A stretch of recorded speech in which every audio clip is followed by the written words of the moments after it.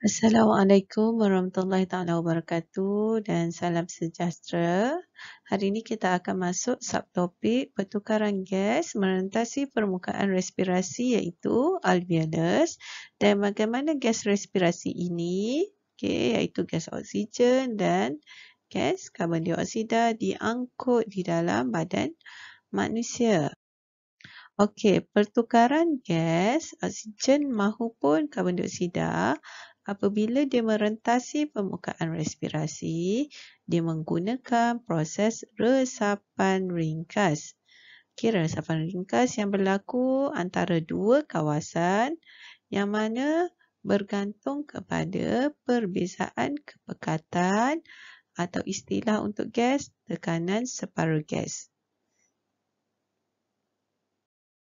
Okey, apa yang berlaku di alveolus? Okey. Apabila kita tahu kita sedut nafas masuk melalui hidung, trakea dan sampai ke alveolus. Di alveolus, tekanan separuh oksigen ataupun kepekatan oksigen pada dalam alveolus adalah lebih tinggi jika kita bandingkan dengan kawasan kapilari darah. Okey, ini menyebabkan oksigen itu akan merentas masuk ke dalam kapilari darah. Oksigen ni akan meresap dari kawasan yang tinggi ke kawasan yang rendah kepekatan. Manakala untuk karbon dioksida pula, karbon dioksida di dalam kapilari darah tinggi berbanding dalam alveolus.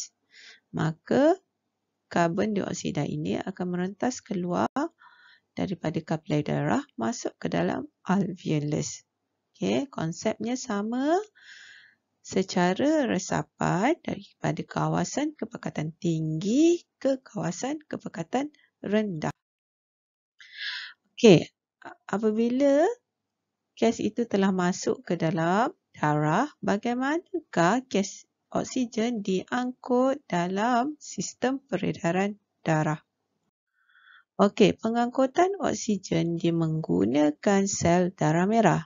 Di mana dalam sel darah merah kita ada molekul yang namanya hemoglobin. Ini molekul hemoglobin. Oksigen akan mengikat pada tapak hemoglobin membentuk oksihemoglobin.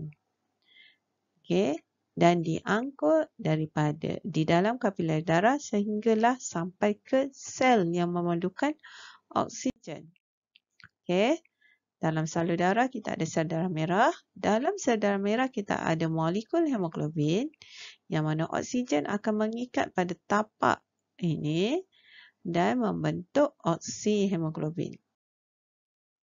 Okey, dia akan mengikat pada tapak molekul hemoglobin, membentuk oksihemoglobin dan bila sampai ke sel, barulah oksigen akan dilepaskan daripada molekul hemoglobin. Okey, apabila sampai ke sel badan, oksigen akan meresap masuk ke dalam sel badan. Apa fungsi oksigen masuk ke dalam sel badan? Dia akan pergi ke mitokondria. Oksigen akan bertindak balas dengan glukosa yang kita makan. Oksigen daripada pernafasan bertindak balas dengan glukosa, menjalankan proses respirasi sel dan menghasilkan tenaga yang akan digunakan oleh sel. Proses respirasi sel ni akan membebaskan karbon dioksida dan air. Itulah sebabnya dalam sel ini kepekatan karbon dioksida tinggi. So, daripada kawasan kepekatan karbon dioksida tinggi, dia akan merentas masuk ke dalam kapilari darah untuk diangkut seterusnya sampai ke peparu. Bila sampai ke peparu, barulah karbon dioksida dilepaskan keluar. Okey, itu saja untuk hari ini. Assalamualaikum.